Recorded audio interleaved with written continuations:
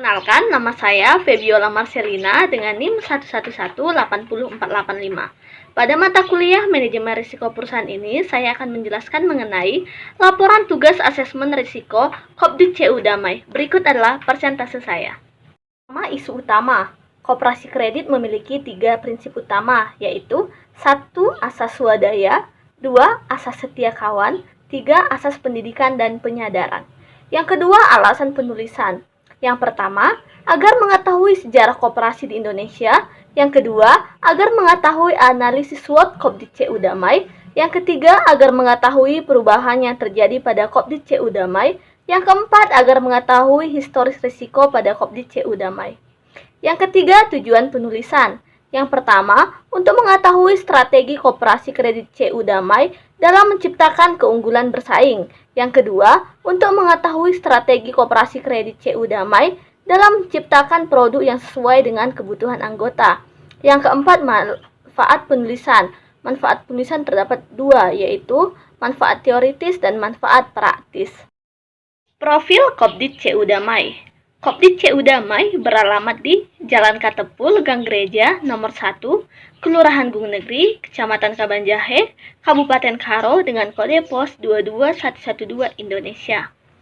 Kopdit CU Damai ialah koperasi yang bergerak di bidang simpan pinjam, di mana koperasi simpan pinjam atau koperasi kredit adalah koperasi yang bergerak dalam lapangan usaha pembentukan modal melalui tabungan para anggota secara teratur dan terus-menerus untuk kemudian dipinjamkan kepada para anggota dengan mudah, murah, cepat, dan tepat untuk tujuan produktif dan kesejahteraan.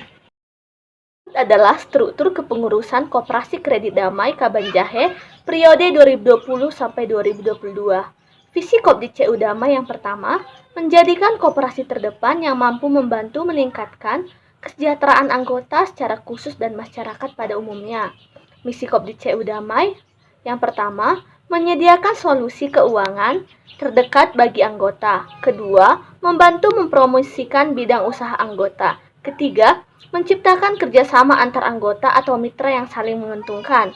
Keempat, menyediakan layanan keuangan yang mudah bagi anggota. Kelima, menciptakan hubungan yang harmonis dan transparan antara pengurus, pengawas, dan anggota. Yang terakhir, memberikan kontribusi positif bagi masyarakat sekitar tempat pelayanan. Ini adalah proses bisnis. Pertama yaitu pada proses peminjaman. Dapat dilihat pada slide di samping. Pada proses simpanan dan yang ketiga pada proses angsuran pada koperasi kredit CU Damai. Analisis SWOT dari Kopdit CU Damai. Yang pertama ada strength. Pendirian koperasi mempunyai dasar hukum yang jelas dan kuat, jadi koperasi merupakan jenis usaha yang sudah mempunyai dasar hukum dalam pembentukannya. Yang kedua ada weakness. Yang pertama, koperasi masih dianggap sebagai salah satu sistem perekonomian yang jadul. Kedua, munculnya banyak kasus penyelewengan dalam pengelolaan koperasi, menyebabkan orang tidak tertarik dengan anggota koperasi. Yang ketiga ada opportunis.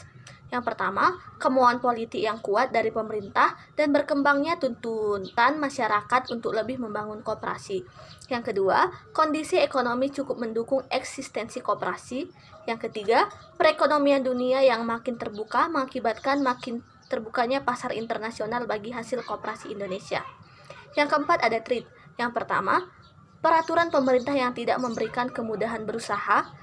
Kedua, kesulitan lingkungan ekonomi dan politik, dan harapan-harapannya tidak realistis dari peran dari koperasi. Kasih sumber resiko. Yang pertama, resiko hukum. Anggota koperasi yang menuntut hak yang tidak sesuai dengan kewajiban sehingga terjadinya pemutusan kontrak antara kedua belah pihak. Kedua, resiko operasional. Terjadinya distraksi atau penghentian pelayanan akibat COVID-19 di Indonesia. Yang ketiga, risiko kesehatan dan keselamatan. Tidak tercapainya standar pemeliharaan terhadap fasilitas kesehatan dan keselamatan koperasi. Adalah indikator identifikasi sumber risiko dapat dilihat pada tabel di samping. Yaitu analisis risiko. Yang pertama, risiko hukum. Anggota koperasi yang menuntut hak yang tidak sesuai dengan kewajiban sehingga terjadinya pemutusan kontrak antara kedua belah pihak. Dari level resiko 20 dan berada di zona merah, harus segera diatasi. Pada risiko hukum, pada kontrak yang merupakan risiko hukum, penghitungan level risiko COP-CU damai dapat dilihat sebagai berikut. Dapat dilihat pada tabel di bawah ini. Risiko operasional, terjadinya distraksi atau penghentian pelayanan akibat COVID-19 di Indonesia.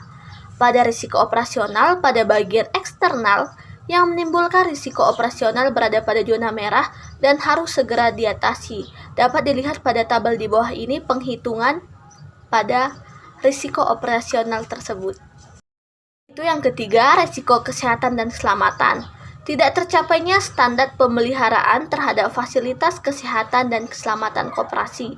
Pada risiko kesehatan dan keselamatan, terdapat pada level hijau yang masih bisa dikatakan level risiko yang tidak perlu ditangani.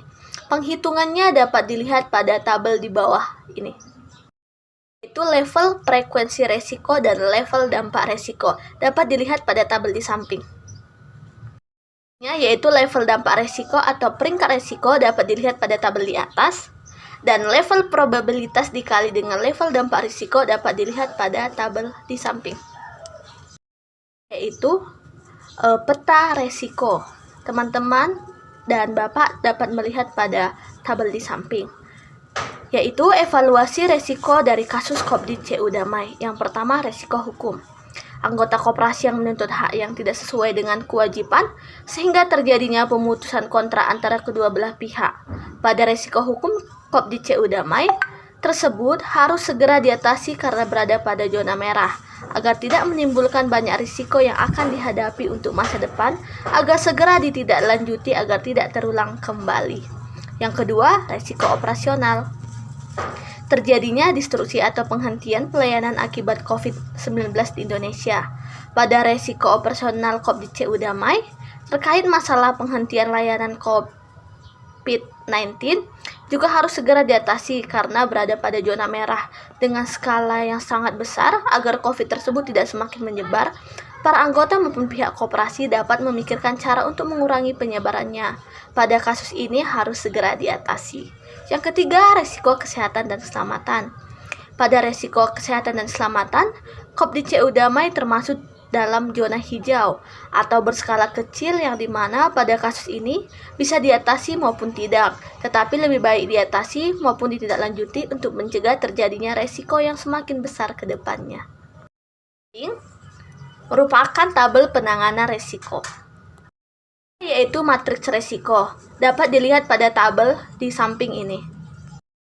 Tabel di samping merupakan tabel penanganan resiko dan penanggung jawab dari resiko yang terdapat di COP-CU damai. Pelajaran yang diperoleh ialah dari studi kasus COP-CU damai yang dikemas dalam manajemen resiko perusahaan ini, saya belajar bahwa untuk mengatasi risiko yang ada dalam sebuah koperasi harus menyelidiki semuanya dari awal, dimulai dari isu yang dimiliki perusahaan, profil perusahaan, historis resiko yang dimiliki, maupun itu dari masa lalu, sekarang, dan masa depan, serta dengan melakukan analisis risiko yang terdapat dalam koperasi tersebut. Resiko pada COP-CU damai yaitu resiko hukum, resiko operasional, dan resiko kesehatan dan keselamatan harus segera ditangani oleh seorang manajer resiko koperasi agar tidak memiliki dampak yang besar ke depannya dan agar nilai koperasi tidak menurun akibat dari resiko-resiko yang ada pada koperasi CU damai tersebut. Yang pertama, resiko adalah hal yang tidak akan pernah dapat dihindari pada suatu kegiatan atau aktivitas yang dilakukan manusia. Oleh karena itu, pemakaian teknik analisis resiko yang diadopsi dari disiplin ilmu manajemen dalam proses pengambilan keputusan pada kegiatan investasi. Yang kedua, pada historis risiko yang terdapat pada COP-CU damai, terdapat 3 jenis risiko yang sudah dialami maupun dialami pada zaman sekarang yang sedang dialami, yaitu risiko hukum, operasional, dan kesehatan dan keselamatan. Pada risiko hukum COP-CU damai tersebut harus segera diatasi karena berada pada zona merah, agar tidak menimbulkan banyak risiko yang akan dihadapi untuk masa depan.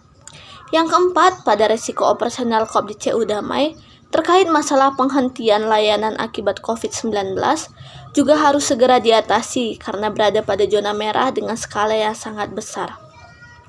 Yang kelima, pada risiko kesehatan dan keselamatan, Kopdi CU Damai termasuk dalam zona hijau atau berskala kecil, yang dimana pada kasus ini bisa diatasi maupun tidak, tetapi lebih baik diatasi maupun ditindaklanjuti untuk mencegah terjadinya resiko yang semakin besar ke depannya. Dengan mengatasi dampak dan kemungkinan dari resiko yang terjadi di atas, akan meminimalisir resiko yang terjadi ke depannya pada Kopdi CU Damai, bisa menjadi koperasi yang lebih baik dan memuaskan anggota koperasinya. Selanjutnya yaitu rekomendasi dan saran.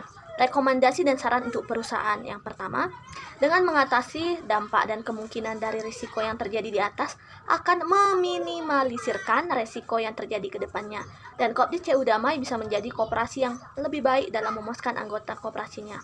Untuk investor, para investor yang ingin berinvestasi atau menabung atau menanamkan uang pada Kopdi CU Damai dapat melihat risiko dan meminimalisir ke depannya.